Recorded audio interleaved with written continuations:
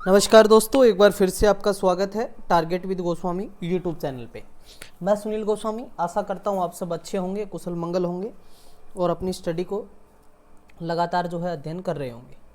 NCERT polity की series हमने start की थी इस बुक के माध्यम से, जो महेश कुमार बर्णवाल की बुक है एनसीईआरटी पैटर्न। इसमें छठी क्लास से लेकर 12वीं क्लास तक इसमें कवर अप किया गया है। तो इसमें हम सबसे पहले पॉलिटी कवर कर रहे हैं, तो ये मोस्टली कवर हो गया है 90%। इसमें 2 चैप्टर बाकी हैं अभी आपके। अब ये चैप्टर नंबर 14 है। 15 में संविधान में जो आर्टिकल और अनुसूची से रिलेटेड है, और उसके बाद एक विविध लास्ट चैप्टर। टोटल इसमें 16 चैप्टर हैं, तो कंप्लीट आप इसको देख सकते हैं। प्लेलिस्ट बनी हुई है, सारे के सारे चैप्टर वाइज मैंने करवाए हैं अच्छे से, और उनकी PDF भी आपको प्रोवाइड करवाई है। तो चलिए करते हैं शुरुआत। आज का चैप्टर नंबर 14 है, क्लास नंबर 18 है। निर्वाचन से रिलेटेड है, ये इलेक्शन से रिलेटेड है, और इसमें कुछ ज़्यादा क्वेश्चन नहीं बनेंगे, लेकिन जितने इंपॉर्टेंट हैं वो सारे हम डिस्कस करने वाले हैं। दुनिया के सारे शौक पाले नहीं जाते, कांच के खिलौने हवा में उछाले नहीं जाते, परिश्रम करने से जीत हो जाती है आसान, क्योंकि हर काम तकदीर के भरोसे टाले नहीं जाते। तो देखिए, मेहनत से ही सब कुछ होगा। जितना आप डेडिकेशन के साथ जितनी स्टडी करेंगे, जो आपका एग्ज़ाम है उस पॉजिटिव एनर्जी के साथ उसकी तरफ बढ़ेंगे, तो ज़रूर आपको सफलता मिलेगी। तो ये हमारा जो निर्वाचन चैप्टर है, इलेक्शन, तो इसका फर्स्ट क्वेश्चन हम करते हैं शुरुआत। उससे पहले मैं आपको बता दूं कि टारगेट विद गोस्वामी ऐप है, वो अभी प्ले स्टोर पे अवेलेबल है। आप जाइए और यहाँ से इसको डाउनलोड कर लीजिए। यहाँ पर आपको हर सब्जेक्ट के PDF नोट्स फ्री में मिलेंगे। इसके साथ साथ डेली करंट अफेयर्स आप यहाँ से कवर अप कर पाएंगे, और डेली स्टैटिक GK भी आप यहाँ से कवर अप कर पाएंगे। ठीक है, तो तमाम चीज़ें हैं, आप जाके देखिए ऐप कैसा बना है। फीडबैक में आप रेटिंग कीजिए और अपना फीडबैक ज़रूर दीजिए। तो चलिए करते हैं शुरुआत। फर्स्ट क्वेश्चन है इलेक्शन से रिलेटेड। तो थोड़ी सी बातें मैं आपको बता दूं। भारत का जो निर्वाचन है, इलेक्शन है, भारत में शासन की जो लोकतांत्रिक डेमोक्रेटिक प्रणाली अपनाई गई है। भारत एक डेमोक्रेटिक कंट्री है। निर्वाचन लोकतंत्र का आधार होता है, और भारतीय संविधान में लोकसभा, राज्य की विधानसभाओं का निर्वाचन वैश्विक मताधिकार के आधार पर कराए जाने का प्रावधान है। ठीक है, देश का हर नागरिक जिसकी आयु 18 वर्ष से कम न हो, वो विधि के अधीन सारी बातें ध्यान में रखते हुए हम बात करें कि वो है नॉन रेजिडेंस हो गया, अपराध का भ्रष्ट आचरण के आधार पर अयोग्य न हो। ठीक है, तो ऐसे किसी भी निर्वाचन मतदाता के रूप में मतदाता सूची में अपना नाम दर्ज, मतलब उस पर कोई केस वगैरह ना हो, भ्रष्ट ना हो, और यहाँ का रहने वाला ना हो। तो ऐसी स्थिति में यदि वो यहाँ का रहने वाला है, सब चीज़ें हैं, उस पर कोई केस नहीं है, तो वो वोट डालने का अधिकार अपनी मतदाता सूची में नाम दर्ज करवा सकता है। जो निर्वाचन आयोग है, इलेक्शन कमीशन है, उसका हम बात करें, भारतीय संविधान के अनुच्छेद 324 के तहत निर्वाचन आयोग के बारे में उपबंध किया गया है। ठीक है, भारत का निर्वाचन आयोग स्थायी संवैधानिक निकाय है, जिसका गठन 25 जनवरी 1950 को हुआ। तो कुछ चीज़ें मैं आपको पहले बता चुका हूँ। ठीक है, तो थोड़ा आपको ध्यान में रहे, कब हुआ? 25 जनवरी 1950 को निर्वाचन आयोग, इलेक्शन कमीशन की नियुक्ति हुई है। चलिए अब करते हैं शुरुआत। भारत में आम चुनाव किस सिद्धांत पर आधारित? नहीं, पहला क्वेश्चन है हमारा, चुनाव में मत देने तथा निर्वाचित होने का अधिकार है, एक मौलिक अधिकार है, एक संवैधानिक अधिकार है, एक कानूनी विधिक अधिकार है, या उपरोक्त में से कोई नहीं? तो राइट आंसर होगा आपका ये एक कानूनिक और विधिक अधिकार है। ठीक है, देखिए संविधान का जो आर्टिकल है 326, अनुच्छेद 326 में सार्वभौमिक वैश्विक मताधिकार, यूनिवर्सल अडल्ट सफरेज का प्रावधान किया गया है। जिसका अर्थ क्या है? इसका अर्थ ये है कि 18 वर्ष की आयु करने वाला, जिसकी आयु 18 वर्ष पूरी हो जाए, वो प्रत्येक व्यक्ति नागरिक है, मतदाता के रूप में पंजीकृत हो सकता है, वोट डाल सकता है। भारत के नागरिकों को मतदान करने का अधिकार लोक प्रतिनिधित्व अधिनियम 1951 की धारा 62 में प्रदान किया गया है। इस प्रकार मतदान करने और निर्वाचित होने का अधिकार एक विधिक अधिकार है, एक लीगल राइट्स है। ठीक है, एक लीगल राइट है, ये आपको ध्यान रखना है, कानूनी और विधिक अधिकार है। भारत में आम चुनाव किस सिद्धांत पर आधारित होते हैं? अनुपातिक प्रतिनिधित्व, प्रादेशिक प्रतिनिधित्व, कार्यात्मक प्रतिनिधित्व, सामान्य प्रतिनिधित्व। तो हमारे यहाँ पर प्रादेशिक प्रतिनिधित्व के तौर पे यहाँ पर इस सिद्धांत पर आम चुनाव होते हैं। भारत में आम चुनाव प्रादेशिक प्रतिनिधित्व के सिद्धांत पर आधारित हैं, क्योंकि संविधान के अनुच्छेद जो आर्टिकल 325 है, जो आर्टिकल 325 में ये उपबंध है, बताया गया है कि प्रत्येक प्रादेशिक निर्वाचन जो टेरिटोरियल कॉन्स्टिट्यूएंसी के लिए एक साधारण निर्वाचन जो है नामावली जनरल इलेक्शन रोल होगा। तो ये आर्टिकल 325 में बताया गया है। क्षेत्रफल की दृष्टि से निम्नलिखित में से कौन सा संसदीय चुनाव क्षेत्र सबसे बड़ा है? बाड़मेर, अरुणाचल पश्चिम, लद्दाख या उत्तराखंड पूर्व? तो हम बात करते हैं यहाँ पर, तो राइट होगा आपका लद्दाख। देखिए अभी प्रेजेंट के अंदर हम बात करें तो लद्दाख जो है जम्मू कश्मीर से सेपरेट कर दिया गया, धारा 370 और 35 से हटा दिया है सरकार ने। तो लद्दाख को क्या बना दिया? यूटी बना दिया। ठीक है, लद्दाख को केंद्र शासित प्रदेश बना दिया गया है। लद्दाख तो जम्मू कश्मीर में आता था पहले, अभी ये अलग से यूटी है। तो ये जो है चुनाव क्षेत्र सबसे बड़ा माना गया है। ठीक है, भारत के संसदीय चुनाव क्षेत्रों में क्षेत्रफल की दृष्टि से ऐसा है। ठीक है, लद्दाख सबसे बड़ा एरिया है, और जबकि चांदनी चौक दिल्ली सबसे छोटा है। चांदनी चौक दिल्ली, ठीक है, अकॉर्डिंग टू एरिया। लद्दाख तो हरियाणा के क्षेत्रफल से भी बड़ा है। ठीक है, ये भी आपको ध्यान रखना है। यूटी बहुत सारे स्टेटों से लगभग जो है हम बात करें, ये जो है स्टेट 16वां 17वें नंबर पे आता है ये। ठीक है, इससे बड़े जो हैं 15-16 स्टेट हैं, उसके बाद इस यूटी का ही नंबर आता है एरिया के अकॉर्डिंग हम बात करें तो। ठीक है, तो चांदनी चौक है वो सबसे छोटा है एरिया के अकॉर्डिंग। इसके अतिरिक्त मतदाताओं की संख्या के आधार पे जो है तेलंगाना के अंदर मलकाजगिरी है।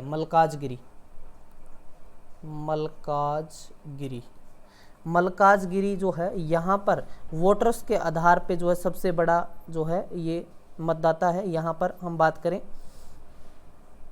31,83,325 मतदाता हैं चुनाव क्षेत्र। और लक्षद्वीप सबसे छोटा है जिसमें 49,922 मतदाता हैं।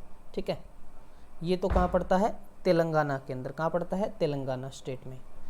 और लक्षद्वीप जो हम बात करें, लक्षद्वीप सबसे छोटा है किसके? वोटर्स के आधार पे। तो वहाँ पर मतदाता हैं 49,922। और जो मलकाजगिरी है यहाँ पर कितने हैं? 31,83,325 मतदाता हैं। क्लियर है? चलिए आगे देखते हैं हम। नेक्स्ट क्वेश्चन है, राष्ट्रीय राजनीतिक दल वह होता है जो कुल वैध मतों का 6% प्राप्त कर लिया हो। 2 या 2 से अधिक राज्यों में, 3 या अधिक राज्यों में, 4 या अधिक राज्यों में, या सभी राज्यों में। एक राष्ट्रीय राजनीतिक दल कौन सा होता है जिसमें 6% वोट कितने राज्यों में उसको लेने होते हैं, इस बात पे। तो 4 या इससे अधिक राज्यों के अंदर, 4 या इससे अधिक राज्यों के अंदर। देखिए भारत में राजनीतिक दलों का पंजीकरण, उन्हें राष्ट्रीय दल अथवा राज्य स्तरीय दल के रूप में मान्यता देने का कार्य कौन करता है? इलेक्शन कमीशन करता है। कौन करता है? Election commission. ठीक है, इलेक्शन कमीशन ये सारा उसी पे दारोमदार होता है, वही ये सारी चीज़ें करता है। इलेक्शन कमीशन कब बना था? मैंने आपको बताया था 25 जनवरी 1950 को। ठीक है, अब क्या है कि वो निर्धारित करता है कि ये राजनीतिक दल है वो जो राष्ट्रीय स्तर का है या फिर राज्य स्तरीय दल का है। तो इसमें क्या होता है, राष्ट्रीय दल की मान्यता प्राप्त करने के लिए क्या क्या कंडीशनें हैं वो देखिए। यदि कोई दल लोकसभा अथवा राज्यसभा चुनाव में कम से कम 4 राज्यों में 6% वैध मत प्राप्त कर ले, या फिर एक राज्य या एक से अधिक राज्यों में कम से कम 4 जो है लोकसभा सीट प्राप्त करे, या तो 4 लोकसभा की सीट हो उसके पास, या फिर वो 4 या अधिक राज्यों में जो है 6% से अधिक वोट हो। यदि किसी दल को लोकसभा चुनाव में कम से कम 3 राज्यों में लोकसभा की 2 सीटें प्राप्त हो जाएं, यदि किसी दल को कम से कम 4 राज्यों में राज्य स्तरीय दल के रूप में मान्यता प्राप्त हो, ये सारी कंडीशन फुलफिल हो, तो वो एक राष्ट्रीय राजनीतिक दल घोषित कर दिया जाता है इलेक्शन कमीशन के द्वारा। अगला क्वेश्चन है हमारा, यहाँ तक समझ आ गया। निम्नलिखित में से कौन सा प्रतिनिधि सरकार को अभिव्यक्त करता है? सरकार का आध्यात्मिक रूप, अप्रत्यक्ष लोकतंत्र, प्रत्यक्ष लोकतंत्र, या फिर सिर्फ और सिर्फ लोकतंत्र? तो इसके अंदर हम बात करें तो अप्रत्यक्ष लोकतंत्र is the right answer. Indirect democracy, English में क्या बोलते हैं प्रत्यक्ष लोकतंत्र को? Indirect democracy. देखिए अप्रत्यक्ष लोकतंत्र है प्रतिनिधि सरकार, जो रिप्रेजेंटेटिव गवर्नमेंट होती है उसको अभिव्यक्त करता है।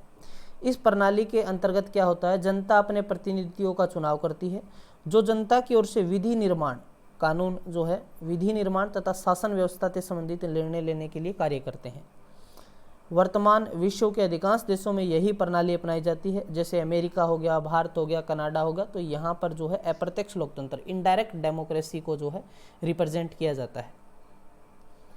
भारत की संसद द्वारा दल बदल विरोधी कानून किस वर्ष पारित? देखिए आप सब जानते हैं कि दल बदल कानून, मान लो ये इधर से जीते, छोड़ के फिर वो दूसरी पार्टी में चले जाते हैं, उनकी बातें ना मानी जाए, तो इसलिए एक दल बदल कानून, विरोधी कानून जो है पारित किया गया।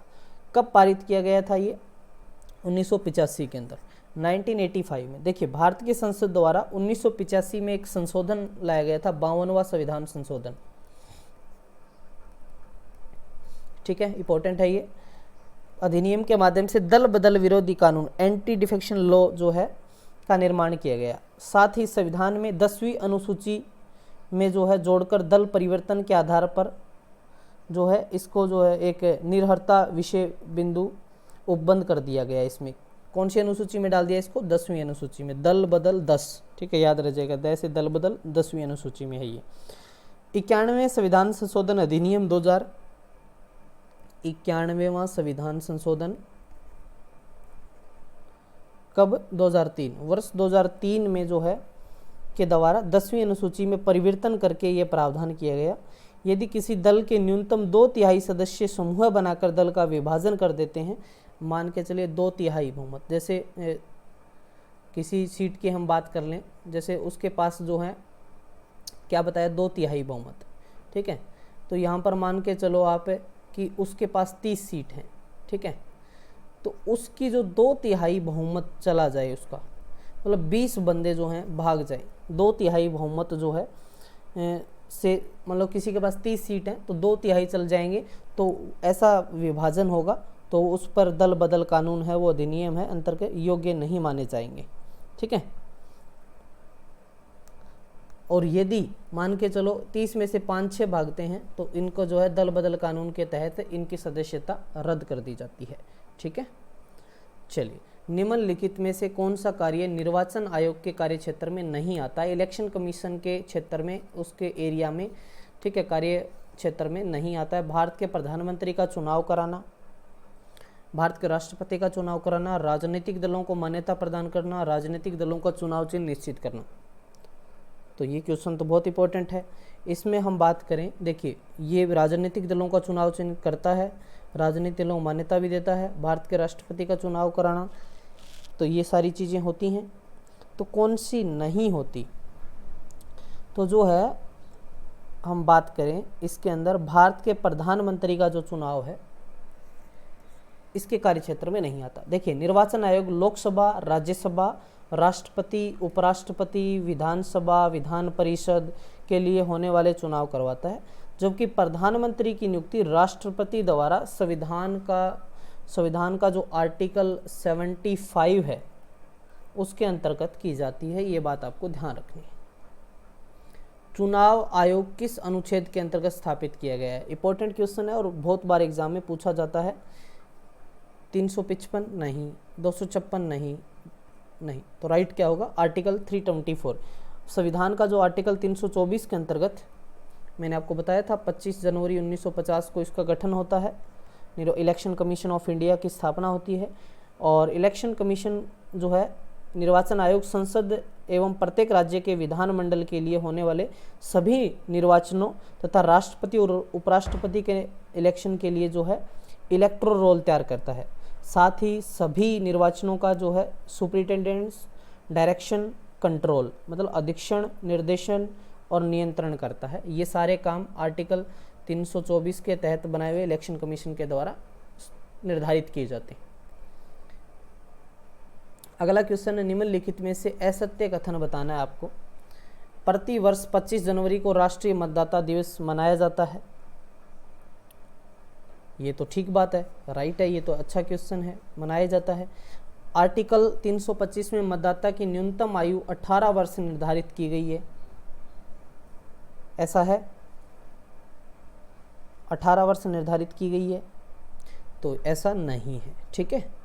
और बाकी चीज़ें इसमें सारी सही हैं, बस ये एक असत्य है। देखिए 61वां संविधान संशोधन हुआ था, 61वां संविधान संशोधन हुआ था, 61वां कब हुआ था ये? 1988 में। तो इसके द्वारा संविधान के आर्टिकल 326, यहाँ पर 25 दिया हुआ था ना, 326 में जो है लोकसभा और राज्य विधानसभाओं के निर्वाचन में मतदाताओं की न्यूनतम आयु 18 वर्ष निर्धारित की गई, ठीक है। तो कथन सी सत्य है, परंतु छोटे राज्यों के लिए चुनावी व्यय की अधिकतम सीमा जो है, अब देखिए कोई उम्मीदवार लोकसभा में 70 लाख रुपए और विधानसभा चुनाव में 28 लाख रुपए तक व्यय कर सकता है। निर्वाचन आयोग एक संवैधानिक निकाय है, तो ये तमाम चीज़ें हम बात करते हैं। लेकिन अब यहाँ पर क्या है, कथन जो सी है इसमें क्या है कि है तो ठीक है, लेकिन छोटे राज्यों के लिए चुनावी व्यय अधिकतम सीमा, जैसे अरुणाचल प्रदेश है, गोवा, सिक्किम, अंडमान निकोबार हो गया, चंडीगढ़, दादरा नगर हवेली, लक्षद्वीप, पुदुचेरी, तो इनको जो है लोकसभा चुनाव में जो है 54 लाख रुपए दिए जाते हैं, ठीक है, 70 नहीं देते, 54 लाख रुपए देते हैं। और अरुणाचल प्रदेश, गोवा, मणिपुर, मेघालय, मिजोरम, नागालैंड, सिक्किम, त्रिपुरा, पुदुचेरी, यदि यहाँ पर विधानसभा के इलेक्शन हो तो इनको जो 28 लाख नहीं 20 लाख रुपए मिलते हैं। तो एक तरीके से है तो ये सही, लेकिन ये सभी पे लागू नहीं होता, सभी स्टेट पे लागू नहीं होता ये 70 लाख और 28 लाख वाला, ठीक है। तो समझ आ गया। तो ये कुछ इम्पोर्टेंट क्वेश्चन थे। इसके अलावा मैं थोड़ी सी और बातों पे डिस्कस कर लेता हूँ। जैसे कैसा क्वेश्चन आ सकता है, जैसे मैं बात करूँ कि भारत की निर्वाचन प्रणाली, मतलब इलेक्शन जो होता है हमारे प्रणाली, किस देश की निर्वाचन प्रणाली के समरूप है? तो किसके है भाई? ब्रिटेन के। ये क्वेश्चन भी बहुत बार पूछ लिया जाता है।